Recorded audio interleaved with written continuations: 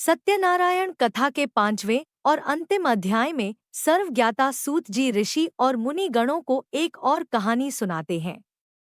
यह कहानी तुंगध्वज नामक एक राजा की थी, जो प्रजापालन में व्यस्त रहता था।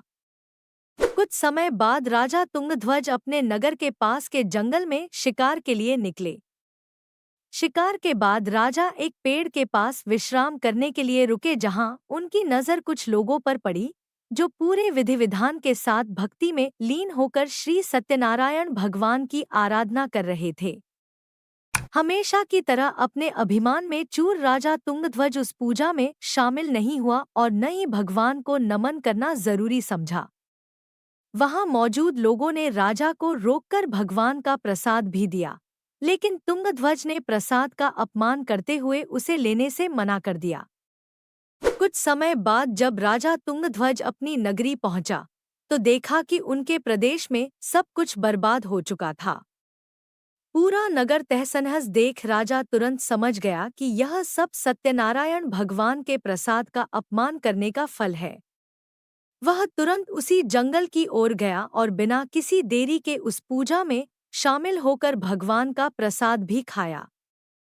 इसके बाद जब राजा तुंगध्वज दोबारा अपने नगर की ओर चल पड़े, वहां पहुंचकर उसने देखा कि श्री सत्यनारायण भगवान की कृपा से सब कुछ पहले जैसा व्यवस्थित हो चुका था। इसके बाद राजा तुंगध्वज ने लंबे समय तक सुख और समृद्धि के साथ अपना जीवन व्यतीत किया और फिर मृत्यु के बाद उसे स्वर्गलोक की प्राप्ति हुई। इस कहानी के बाद सूत जी ऋषियों को कहते हैं, हे मुनिगण, इस संसार में जो भी मनुष्य श्री सत्यनारायण भगवान के व्रत को करेगा उसकी सभी मनोकामना पूरी होगी। इस पूजा को करने से गरीब को धन की प्राप्ति, निसंतान को संतान का सुख प्राप्त होता है। वहीं मनुष्य अपनी मनोकामना पूरी होने के बाद जीवन के आखिरी वक्त में बैकुंठ धाम चला जाता है।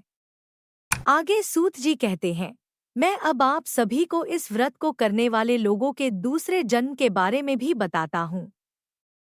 दूसरे अध्याय के वृद्ध ब्राह्मण ने अगले जन्म में सुदामा के रूप में जन्म लिया और मोक्ष की प्राप्ति की।